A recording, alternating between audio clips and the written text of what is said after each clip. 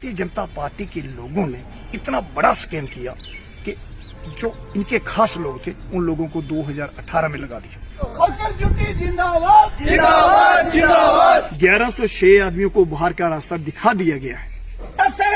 लागू करो लागू करो लागू करो। और जिन जिन अधिकारियों ने इसके ऊपर धांधली की गई है उनके मकान बिकेंगे, उनकी पेंशन बंद होगी। छीन के लेंगे अपना हक, नहीं छोड़ेंगे अपना हक, नहीं छोड़ेंगे अपना हक। एक जाति गणना की है उन डेली बेजरों के प्रति। मुझे अगर किसी बड़े इंजीनियर की तनख्वाह बंद करनी पड़ेगी, मैं जानता हूं कि इंजीनियर की तनख्वाह बंद कैसे होती है, वो मैं कारवा करके रहूंगा। मैं किसी देवेंद्र जी, कितने दिन हो गए आपकी हड़ताल को और अभी तक क्या नतीजा निकला है? देखिए, जम्मू कश्मीर के अंदर डेली बेजर्स पिछले लगातार संघर्ष लड़ रहे हैं और 10 महीने के करीब पहुंचने वाले हैं। बड़े दुख भरे शब्दों के साथ कहते हैं कि जम्मू कश्मीर में डेली बेजर्स के प्रति, चाहे वो जम्मू कश्मीर की सरकार हो, जम्मू कश्मीर का ब्यूरोक्रेट हो या दिल्ली की सरकार हो, वो गंभीर नहीं है। किसी भी अवस्था में आपने ये देखा होगा कि डेली बेजर्स किस हद तक लड़े और पीएचई के डेली बेजरों को देखकर पूरे जम्मू सूबा के अंदर अलग अलग विभागों से, खास करके जो पीएम पैकेज के तहत जो लोग लगे हुए थे, वो भी डेली बेजर्स की इस मुहिम को देखते हुए करीब 2 महीने भारतीय जनता पार्टी कार्यालय के बाहर धरना प्रदर्शन किया। और आपने देखा कि जो कमेटियां उनके ऊपर बनाई गई थी वो सब की सब निरस्त धरी रह गई और उन लोगों को पुलिस बल के द्वारा लाठीचार्ज करके वहां से उठाया गया। लेकिन मैं जम्मू सूबा के डेली बेजर्स पीएचई साथियों की बात करूंगा, वो निरंतर जिस तरीके से लड़ रहे हैं, उम्मीद करते हैं कि आने वाले दिनों में पीएचई के डेली बेजरों का संघर्ष बहुत तेजी से आगे जाने वाला होगा। कि हमारे हाथ में जो एक पत्र आया है जो चीफ इंजीनियर जम्मू से के द्वारा ये निकाला गया है और 24 डिवीजन, एक डिवीजन की बात नहीं है, जो 24 डिवीजन है, जो मेरे साथ लगता डिवीजन, धर्माड़ी डिवीजन के 843 लोग जो 2017-18 में लगाए गए हैं, ये दिखाया गया है, ये दर्शाया गया है। ये मैं नहीं कह रहा हूं, ये चीफ इंजीनियर जम्मू कह रहे हैं कि और रियासी डिवीजन के 53 लोग, 54 लोग यानी कि 54 रियासी डिवीजन के जो लोग 2017-18 में लगाए गए हैं। और बार बार इस डिवीजन से हम ये ताकीद करते आए हैं कि भाई ये बताइए कि ये लोग कैसे लगे हैं, कहां से लगाए गए हैं, कौन सी सरकार ने लगाए गए हैं, क्यों? क्योंकि इन तथ्यों के साथ ये साबित होता है, इन तथ्यों के साथ जो चीफ इंजीनियर का ऑर्डर है, पिछले दिनों में भी मैंने ये पोस्ट एक डाला था कि चीफ इंजीनियर फेक ऑर्डर निकाल रहा है। क्या डेली बेजरों की मुहिम को तोड़ने का प्रयास किया जा रहा है कि डेली बेजर्स आपस में लड़े और डेली बेजर्स 2 पार्ट हो जाएं? ये भी साजिश हो सकती है। लेकिन जिस तरीके से असिस्टेंट लेबर कमिश्नर को इसकी कॉपी दी गई है, तो मैं यकीन के साथ कहूंगा कि असिस्टेंट लेबर कमिश्नर वो एक ऐसे जस्टिस होते हैं जिसको सुप्रीम कोर्ट भी चैलेंज नहीं कर सकता है। तो इसी के संदर्भ में आज जो बात करने का मौका आपसे दोबारा मिला है, मैं चाहता हूं कि पूरी मीडिया के अंदर और पेपर के अंदर इसको कल नोटिफाई किया जाए और पीएचई डिवीजन से, हर डिवीजन से, ये रियासी डिवीजन की बात नहीं है, हर डिवीजन के साथ जो इन डेली बेजरों के साथ 8 साल 10 साल काम करने के बाद में आज जो लोग रेगुलर पालिसी की बात कर रहे हैं, चीफ इंजीनियर के द्वारा जो नोटिस निकाला जा रहा है कि ये लोग आप लोगों ने 2017-18 में बढ़ाए हैं। 3 तारीख को आपने देखा कि इसी महीने की 3 तारीख को जब मैंने रोड बंद किया था, बारादरी सड़क पर हम बैठे थे, तो उस वक्त भी मेरा रोड बंद करने का यही एक मकसद था कि डिप्टी कमिश्नर रियासी को जगाया जाए और जम्मू कश्मीर के मनोज सिन्हा जी की टीम को अवेयरनेस किया जाए कि आखिर धांधली कहां पर हो रही है। हम निरंतर काम कर रहे हैं। हम लोगों को 28 साल 29 साल सेवाएं देने के बाद में हमारे जो लोग, इन लोगों ने रिटायरमेंट किए, उनका बकाया वेतन नहीं दिया गया। जो हमारी एक बीमा पॉलिसी थी, 346 रुपए इन लोगों ने काटे थे और कम से कम 10 लाख रुपया जो हमारे लोग एक्सीडेंट दौर में मर गए हैं उनको मिलना चाहिए था, वो केस कोई नहीं बना। जो लोग काम के दौरान मर गए हैं उन लोगों का पेंडिंग बेसिस नहीं मिला, उन बच्चों को नौकरियां नहीं दी जा रही हैं। अगर जम्मू कश्मीर के अंदर हमारा SRO 43 के तहत हम लोगों को एक रोजगार दिया जाता था, जो लोग नौकरी के पेशे के दौरान मर जाते थे, लेकिन ड्यूटीज के अंदर वो कानून रद्द किए गए हैं जहां वो लोग जिंदा रखे हैं। मैं ये कभी नहीं कहूंगा कि जम्मू कश्मीर का प्रशासन काम नहीं कर रहा है, वो कर रहा है। जहां से अटैची मिलती है वहां पर काम करते हैं। रियासी में भी अटैची मिलती है, 31 मार्च चक्कर लगाने में वो लोग दोनों हाथों से जुटे हुए हैं। फरवरी महीने का वेतन आया हुआ है। आपने देखा कि बारादरी जब रोड चिनाब ब्रिज को हमने बंद किया, उसका सबसे बड़ा कारण क्या था आया हुआ समय से वेतन नहीं दिया जाता है। डिप्टी कमिश्नर का वेतन 31 तारीख को आता है और 1 तारीख को डिप्टी कमिश्नर के अकाउंट में होता है। डीडीओ पीएचई का जो वेतन होता है वो 31 को आता है, 1 तारीख को उनके खाते में होता है। मैं कहता हूं कि जो लोग फरवरी महीने का वेतन के लिए सड़कों पर बैठे हुए हैं, ये आंदोलन कौन कर रहा है? जम्मू कश्मीर का बेरोकरोट आंदोलन करवाना चाहता है। डिप्टी कमिश्नर रियासी की टीम नहीं चाहती कि लोगों को पानी मिले। नवरात्रि फेस्टिवल 2 दिन के बाद स्टार्टअप हो रहा है, रियासी शहर को एक समय पानी दिया जा रहा है। मीडिया भी इसके ऊपर पूरी गंभीरता के साथ लिखे कि पिछले 10 महीनों से आखिर क्या हो रहा है, क्योंकि डेली वेजर तो लड़ रहा है। डेली वेजर कहां तक लड़ेगा? हम थके नहीं हैं, हम हारे नहीं हैं। हम कल भी यूनाइट थे, हम आज भी यूनाइट हैं। हमें ये चाहिए कि जो चीफ इंजीनियर साहब का जो एक नोटिस आया है, जो चीफ इंजीनियर साहब ने, और इसमें बड़ी बात जो है मैं आपको वो भी बता रहा हूं, 1106 आदमियों को बाहर का रास्ता दिखा दिया गया है। 1106 आदमी बाहर का रास्ता दिखा दिया गया है। ये कहाँ के हैं? ये लोग नॉर्थ जम्मू के हैं, साउथ के 131 हैं, हमारे लगते किश्तवाड़ के जो लोग 253 लोग किश्तवाड़ से हैं, पूंछ से 343 लोग हैं, उधमपुर से 55 लोग हैं और उधमपुर मैकेनिकल से 175 लोग हैं। ये लोग कब से काम कर रहे थे और अब क्यों निकाला गया इन्हें? देखिए, सरकार का एक बड़ा पेचीदा सवाल रहा है और जब भी हमारी अलॉटमेंट्स होती है, जो हमारे फंड्स जो वेजेस हमें दी जाती है, उसमें साफ शब्दों में लिखा होता है कि मार्च 2016 के बाद जो भी लोग लगाए गए हैं उनका वेतन जो है वो इंजीनियर्स अपने जेब से देंगे, जो लोग उनसे काम ले रहे हैं। आज जो चीफ इंजीनियर जम्मू के द्वारा एक लेटर निकाला गया है, एक घोषणा हुई है कि इन लोगों को आपने 2017-18 में लगाया है। जब रियासी डिवीजन से इसके संदर्भ में बात की गई, रियासी डिवीजन कहता है कि 2017-18 का कोई जहां पर नहीं है, लेकिन जब 2017-18 में भी इन लोगों ने बड़ी धांधली की थी, उस वक्त भी मैंने कहा था, और जहां के उस वक्त के जो जहां के डीडीओस थे, जो लोग जिन लोगों ने डेली वेजरों का वेतन काटा, जिन लोगों ने डेली वेजरों से पैसा लिया, जिन लोगों ने डेली वेजरों की जमीनें खरीदी, आखिर उनके ऊपर कार्रवाई इन्वेस्टिगेशन कब होगी? और जैसे जशपाल जी हमारे पीडीएल साथी आज हमारे साथ खड़े हैं, इनका 72 महीने की तनख्वाह पेंडिंग, और पीडीएल एक ऐसा शख्सियत डेली वेजेस से होता था जिसकी बेसिस कभी रुकती नहीं थी।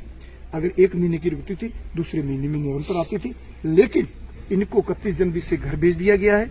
इनका बकाया वेतन नहीं दिया गया है, घर में रहने के लिए मकान नहीं है, बच्चों को खिलाने के लिए दाने नहीं है। आज जिन 29 वर्ष देने के बाद ये घर चले गए हैं, डिवीजन को कोई पता नहीं है। इंजीनियर्स विंग जो काम कर रहा है उनके पास डिटेल्स नहीं है। जब हम बात करते हैं भाई हमें बताओ ये क्या इश्यूज है, हमारे नीड बेस्ड कर्मचारी हैं। मैं पिछले 5.5 साल से लगातार कह रहा हूं कि नीड बेस्ड का जो एक रिकॉर्ड है वो कहां पर है। हमने एक कमेटी जहां पर घोषित की थी और उस कमेटी के जो अध्यक्षता की थी, जो हमारे राकेश कुमार एक्सन रियासी में प्रेजेंट हैं, ये उन्होंने तय किया था कि आप 2 लोग जहां पर बैठे हैं उसका वेरीफाई करो। मैं आपके चैनल पर कह रहा हूं कि जो लोग डिवीजन के अंदर बैठे, डिवीजन के अंदर कोई रिकॉर्ड इनका नहीं दिखाई दिया। ये लोग इतने गंभीर अवस्था में हैं, आईसीयू से भी बुरी आज अवस्था डेली वेजेस की बनाई हुई है। और हम ये कह रहे हैं कि अगर हम नहीं है, हमें छुट्टी की जाए। नहीं, अगर इनका रिकॉर्ड नहीं था तो फिर वेतन कहां से देते रहे? बड़े दुख की बात यही है कि जो 9,000 रुपया जो लोग दे रहे हैं, ये पैसा कहां से आता है? फाइनेंस डिपार्टमेंट कहता है कि हमारे पास लोगों की इतनी संख्या नहीं है। ये चीफ इंजीनियर के द्वारा लिखा गया पत्र है, असिस्टेंट लेबर कमीशन को भेजी गई ये इंफॉर्मेशन है। और ये डिवीजन, मैं अपने डिवीजन की अगर बात करूं, मेरा डिवीजन कह रहा है कि भाई ये लोग जो हैं तो मुझे पता नहीं है। जब आपने देखा होगा जब इसकी वेरिफिकेशन पूरब की जहां की डिप्टी कमिश्नर इंदू जी जो थी, इंदू जी ने जब इसकी वेरिफिकेशन ली थी तो उस वक्त इन लोगों ने कहा था कि हम लोग नए आए हैं। जो आदमी 1.5 साल से एक चेयर के ऊपर काम कर रहे थे, उन लोगों ने कहा कि मैं नया आदमी आया हूं, मुझे इसके संदर्भ में पता नहीं। इससे साफ जाहिर होता है कि डेली वेजरों के साथ बहुत बड़ी धांधली हुई है। इस धांधली को हटाने का एक प्रयास होगा, क्योंकि हमारे साथ भी जाती हुई है। 26 साल हम लोगों ने दे दिए, 29 साल ये लोग देकर चले गए। जो नौजवान साथी हमारा ITI का एक ट्रेनर, जिस बंदे ने ITI की थी, ITI के तहत वो लोग लगे थे, आज अगर वो लोग कंपनी के अंदर होते थे, उनको 50,000 रुपया महीने का काम पे वेतन मिलता था। वो कंप्यूटर करते हैं, मोटर फिटिंग का काम करते हैं, पाइप फिटर हैं वो, लेकिन आज उनका पेंडिंग वेजेस जो है वो 26 से 30 महीने का हो गया है। मैं कहता हूं कि ITI का वेतन कहां गया, PDL का वेतन कहां गया, CP वर्कर्स जो हमारा था, कम्युनिटी पार्टिसिपेट वर्कर्स, जो 2016 में जिनके नाम पर बेजेस आती थी, मैं पूछना चाहता हूं कि उनका पेंडिंग बेजेस 70 महीने कैसे हो गया। हम खुद इस बात से परेशान हैं।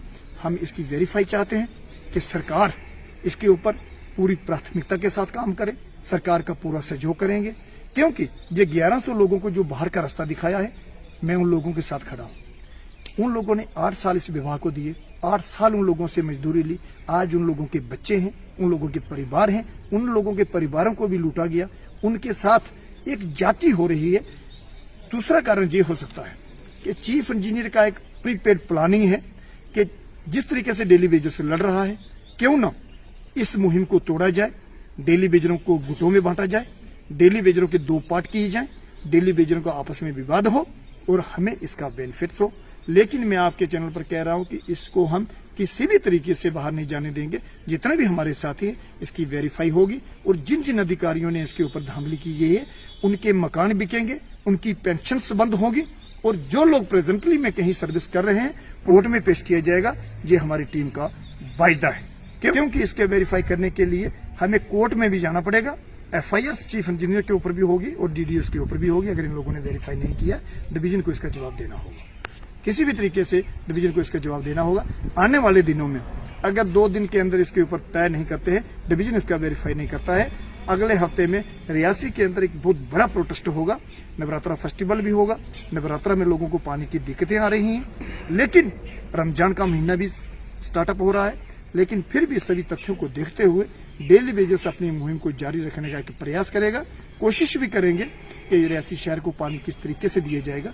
2 समय के पानी की बात हो रही है और मैं आपके चैनल पर यह बता रहा हूं कि डिस्ट्रिक्ट की एडमिनिस्ट्रेशन के अंदर जो लोग बैठे हुए हैं, जो बड़े पदों के ऊपर लोग बैठे हुए हैं, वो इतने हताश और निराश हैं कि वो डेली वेजर का सामना नहीं कर सके हैं। आने वाले दिनों में रियासी को 2 समय पानी अगर देंगे तो हम इसके ऊपर पूरे विचार करेंगे। इसके ऊपर आपको कल हम निष्कर्ष तरीके से बताएंगे कि रमजान के महीने में और नवरात्रा फेस्टिवल में रियासी वासियों को डेली वेजर्स क्या देंगे। लेकिन डेली वेजरों के प्रति भी रियासी वासियों को आगे आना होगा। डेली वेजरों को जो कमजोर करने की साजिश इंतजामिया के द्वारा रची जा रही है, उसको हम सफल देंगे। इन 1100 लोगों को कब भर्ती किया गया था? 2017-18 में जब बायोमेट्रिक ऑनलाइन की गई, बायोमेट्रिक के दौर में जो भारतीय जनता पार्टी कहती थी हमने बायोमेट्रिक करवाई, भारतीय जनता पार्टी के लोगों ने इतना बड़ा स्कैम किया कि जो इनके खास लोग थे उन लोगों को 2018 में लगा दिया। जबकि सरकार ने कब रोक लगाई थी? सरकार ने रोक लगाई थी। एडमिनिस्ट्रेशन गवर्नमेंट जो थी, इन्होंने कहा था कि मार्च 2016 के बाद हम नहीं लगाएंगे। और निरंतर ये मार्च 2016 ये गवर्नमेंट की बात है। जब सत्यपाल मलिक साहब थे, सत्यपाल मलिक साहब का और आपके पेपर के द्वारा लिखो, वो आज भी मेरे पास वो पेज है जिसके ऊपर आपकी पत्रकारिता ने लिखा था कि 2010 के बाद कोई भी डेली वेजेस नहीं है। कि मेरे पास तथ्य सबूत है। लेकिन जब सरकार PDP भारतीय जनता पार्टी की सरकार आई, इन्होंने कहा कि मार्च 2016 के बाद हम किसी को नहीं लगाएंगे। तो अगर 2016 के बाद लगाया गया है तो इसका मतलब कि सरकार के ऑर्डर की वायलेशन हुई है।